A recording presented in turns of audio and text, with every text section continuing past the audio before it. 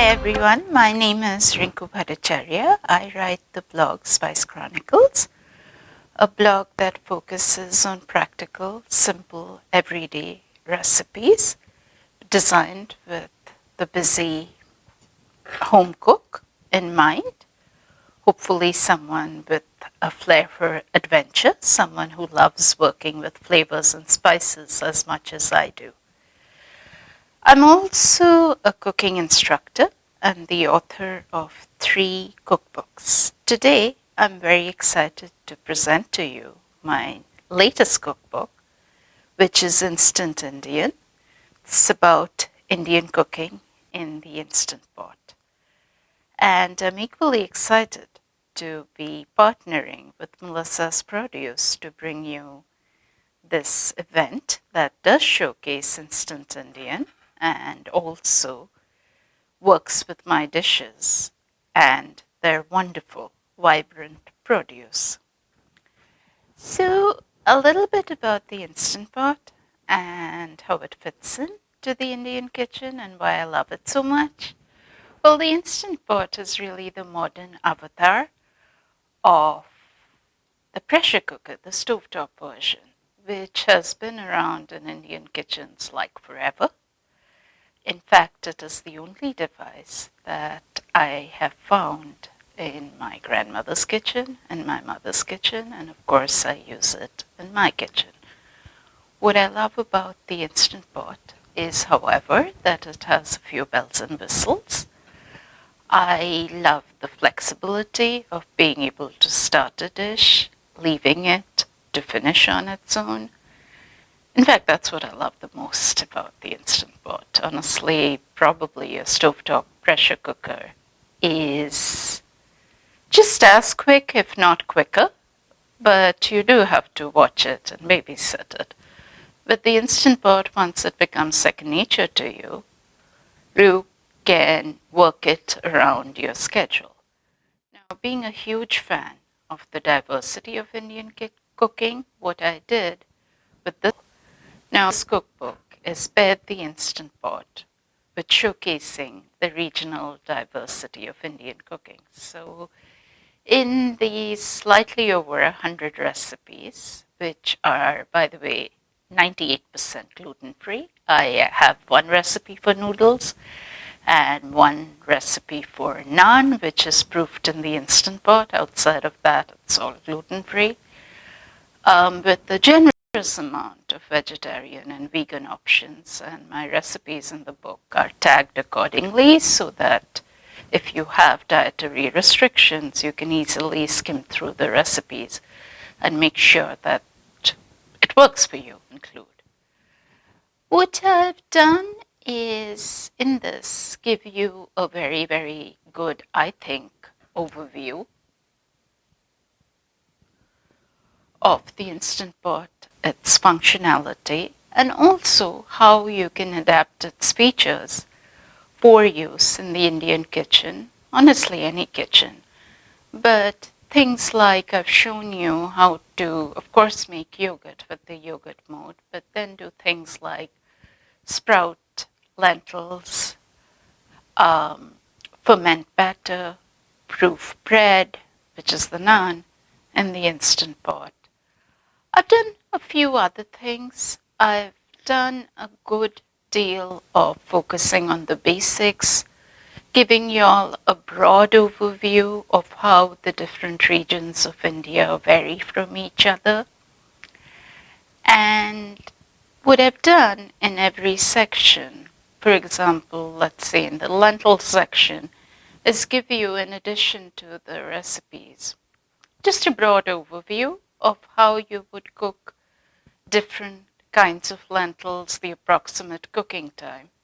In addition, when I was learning and working in the beginning with the Instant Pot, something that used to confuse me, maybe that's just me, but when a recipe said 2 minutes, somehow I was magically expecting it to be done in 2 minutes. But if you use the pressure cooker, what you know is you have to factor in the time that it takes to build up the pressure. When I put in the recipe time in my recipes, I've made sure I have offered you the total time that it takes to make a recipe, just so that you can plan accordingly. In addition to the basics of the ingredients and what is needed, what I've also done is given you a whole bunch of basic spices. I've given you 2 sauce blends. One is the basic tomato spice blend. The other is the tikka masala or the makhni sauce. Both of these I make quite regularly. If you have them in jars, you can repurpose them, throw them in to make my recipes even quicker. And I've given you obviously recipes that use these so that you can get them done even more instant. There's really one way to truly get to know a cookbook, that is to start cooking from it. So let's start doing just that. So the first dish that I will be working with is a savory tomato rice. It's also called tomato bath. It's a rustic dish from South India. It's actually a nifty way to use up leftover rice, which is often present in South Indian homes. It's almost like a fried rice of sorts, and typically today I'm doing it with tomatoes. You can use any vegetables of your choice. Common vegetables would be bell peppers. You could throw in eggplant. You could throw in green beans. So you get the picture. So what I will be using for today's rice is I will be cooking this in coconut oil. We add in mustard seeds. We add in curry leaves, dried chilies, 2 kinds of whole lentils. Now the lentils are very interesting. Here they are being used both for nutrition and as a spice, because the lentils, when they are toasted, they add in a whole bunch of nutty flavor into your rice. Next goes in turmeric, and I have fresh ginger. And here I'll be using Asafoetida. Asafoetida or hing is a very, very interesting spice in that it's used in Ayurvedic cooking, often as a substitute for onion and garlic. It gives it a very interesting flavor. While Asafoetida has a very, very strong taste raw, it mellows and develops into all sorts of delicious goodness when it's tempered in oil. And obviously, since this is tomato rice, it has tomatoes, and I'm using basmati rice. And we will be finishing this off with toasted peanuts. The peanuts aren't yet toasted. I will toast them. Cilantro and fresh lime juice. Now, one of the things is when you're tempering or adding in spices to oil, you want the oil to be very, very hot. The Instant Pot takes a little bit of time to reach that degree of heat, so what I like to do is turn on the Instant Pot while I start some of the prep. On. So here I'm using a whole bunch of gorgeous tomatoes, and yes, these are Melissa's tomatoes.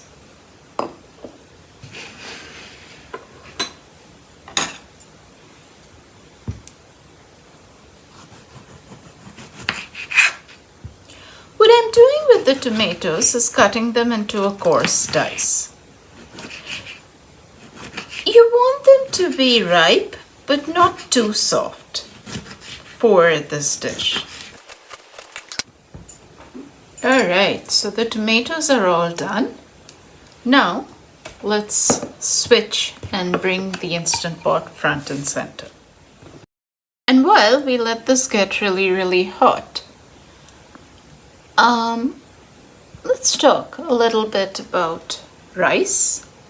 Now, rice is one of those things, whether it's the Instant Pot or otherwise, the important thing is knowing to use the right amount of liquid. Now, while on the stove top, you have a little bit of control. In the pressure cooker, there are two things. One, there is no liquid evaporating, so you actually need less water when you're cooking in the Instant Pot. So in this case, what I will be doing is for 1 cup of rice, I usually add a little more than 1 cup of water, but you also have to factor in that the tomatoes will be releasing some liquid. So what I'm doing is doing that 1:1 and factoring in the tomatoes, and this gets you just the right amount of liquid. Other than that, when it comes to cooking rice in the Instant Pot, you really don't need anything else because it's a fully automated mode. And if you let it do its thing, you will end up with perfect fluffy rice. So again, in terms of the heat, I can feel the oil heating. I actually like to let the temperature register as hot. By the way, the process of adding in spices to season the hot oil is called tempering or tarka. It's a very common technique used in Indian cooking. It is sometimes used to finish dishes. In this case, it's being used up front. But really, the concept here is when the oil and the spices come together, they are harmonizing. The spices are releasing their full flavor, and it is this well-seasoned cooking fat that works the magic of infusing these flavors into the rice that we are cooking. So, all right, mustard, let's see if the oil's hot enough for you.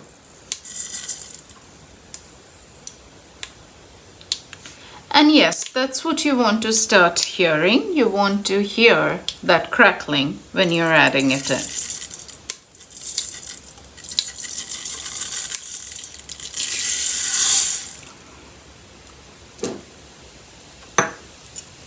So let's give it a little more time to hear it talk a little bit more.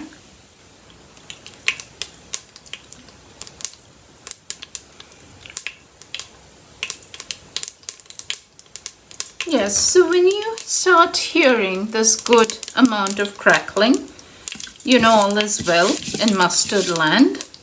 That's when we add in the ginger.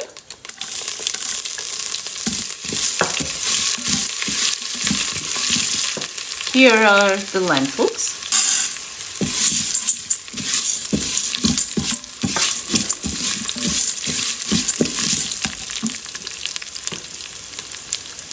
And this is the dried chili and curry leaves. This is the rice, the basmati rice.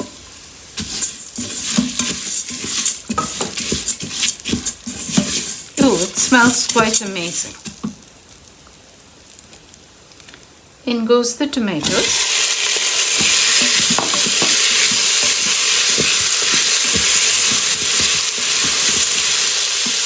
And finally, there's the turmeric.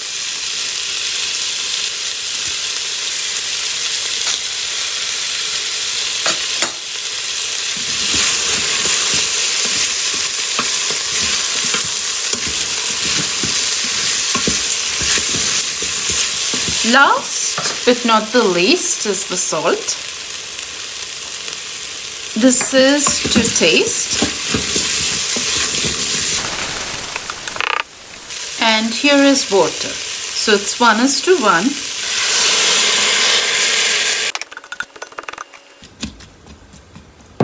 Another gauge for me for the water with the rice is you want enough water in there to cover all the grains, but not too much more. I close this.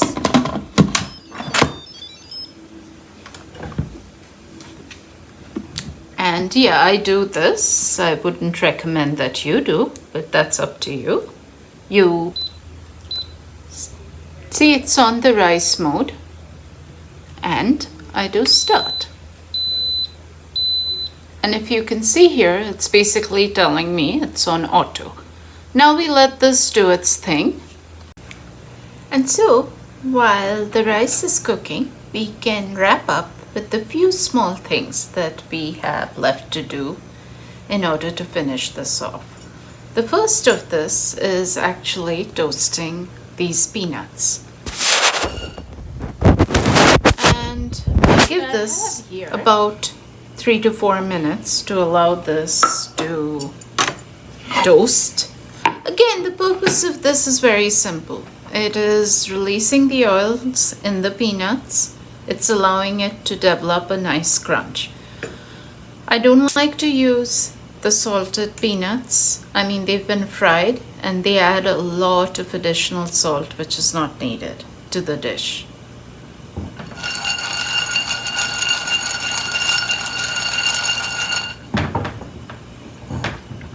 So the process for this is very, very simple.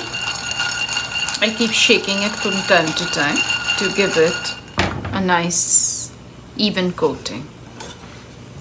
And while that's doing its thing, chopping cilantro.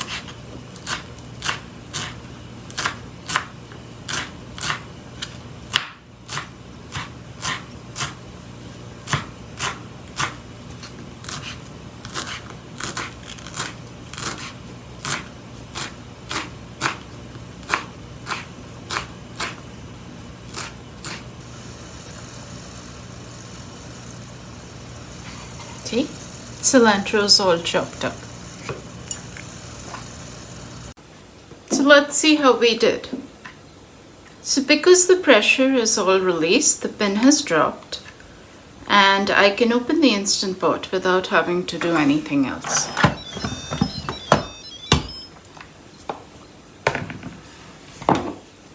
Ooh, it is so fragrant. I give it a good stir.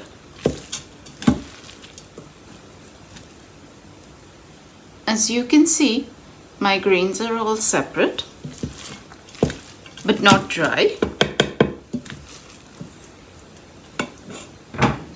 Those toasted peanuts go in.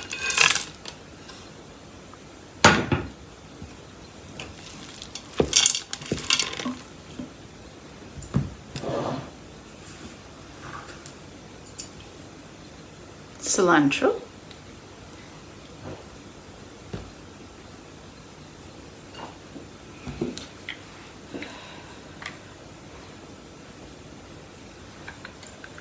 And I squeeze in lime juice.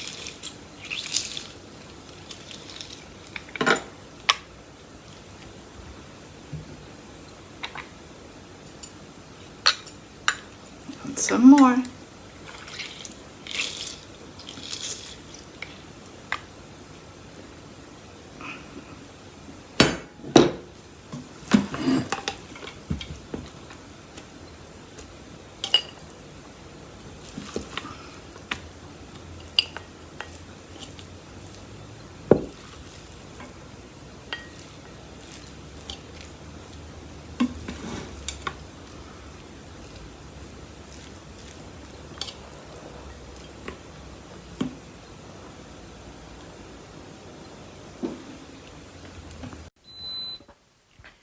So now we move on to the next dish that I have for you.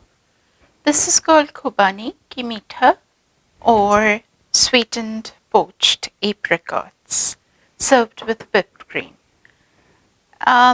This is more of a festive dish. It's actually served usually with wedding banquets, a part of a large-scale buffet, or anything of that sort. This comes from the princely state of Hyderabad, and you'll see the use of things like stone fruit, apricot, and things like that actually showcase the Central Asian or Persian influence on Indian cooking.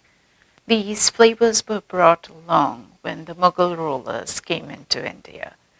Now what I'm doing, in season, obviously, I like to use fresh apricots. You can certainly use fresh apricots. You can use any other kind of dried fruit today what I'm using is dried apricots. So this dish takes all of 5, I think, ingredients if you count the garnishes. Okay, 6 if you count water. So we have sugar, the apricots, and what I have here is cardamom pods. And this will get finished with whipped cream. And if you wish, you can add in chopped almonds or pistachios. So the water I'm doing here is I got it started. I have water which I will be simmering. This sugar syrup that I'm creating is very lightly sweetened because, again, I feel, especially if I were using fresh fruit, you want the flavors of the fruit to shine. It needs about 2 minutes of active pressure cooking time. It takes about 15 minutes to cook through. And then what you do is you chill it for 2 hours and then whip the cream and serve it with whipped cream. You'd be surprised at how much flavor the cardamoms infuse into the water. Alternate flavors, if you, for whatever reason, want to vary it, not a fan of cardamom, anything of that sort, what you can actually do is do something like add in rose water. You can add in something like rose water. You can add in orange blossom water. Some people add saffron. I'm not a huge fan. I feel, again, it's a little bit too muted a flavor to add into this. But if you were leaning towards the saffron, what I would do is actually add it into the whipped cream and serve it. So let's see what's going on in the Instant Pot now. So there's a lot of steaming water action going on. Here are my cardamoms. Go in. Yeah, I got a little generous with them. I strained them out, but what this does is it does give the water a deep infused flavor. Sugar. You can add in brown sugar if you want. Apricots. In. Lid closed.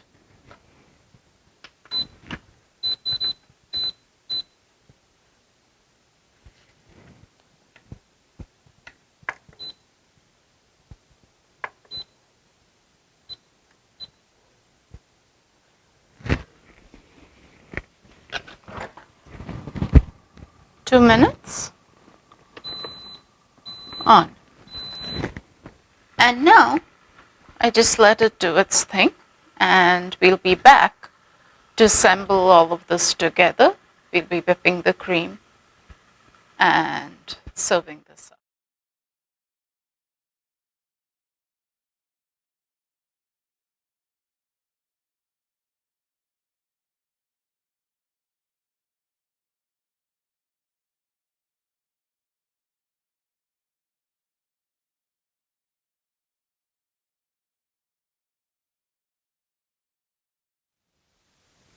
So we are ready to finish off the dessert. Here are the apricots. They've chilled for a good 2 hours. I have heavy whipping cream here. There are many ways you could do this. I'm keeping it old school using a whisk.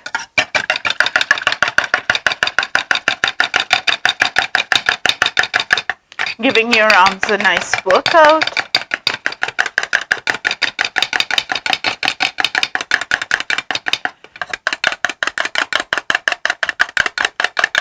And your counters a little bit of a drizzle.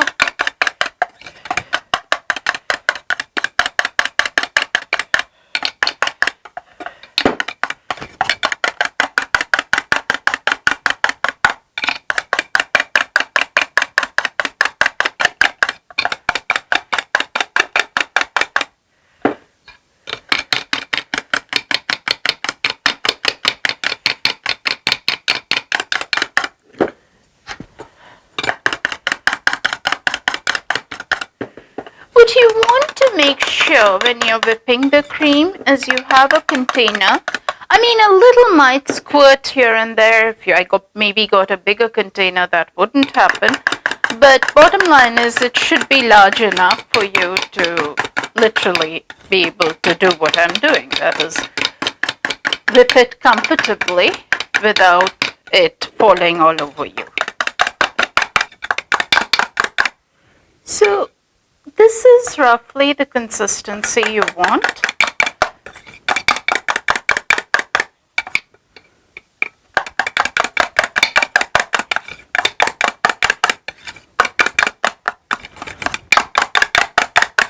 So here's your consistency. It's soft peaks. It doesn't need to be any firmer than that.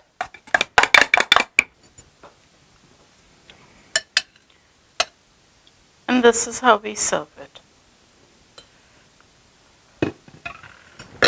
See, here's the thing. These apricots have been cooked down till they're very, very soft. I just wanted to show that before we plate.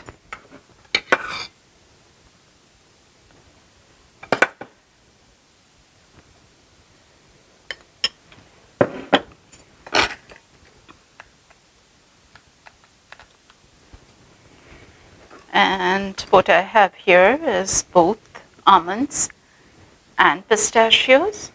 Here's what it looks like. I hope you liked cooking along with me. And once again, the name of my blog is Spice Chronicles. And if you want, you can find me on Instagram at Spice_Chronicles or on Facebook at Spice Chronicles. Please do get social with me. I'd love to hang out, talk with you, and share my cooking with you.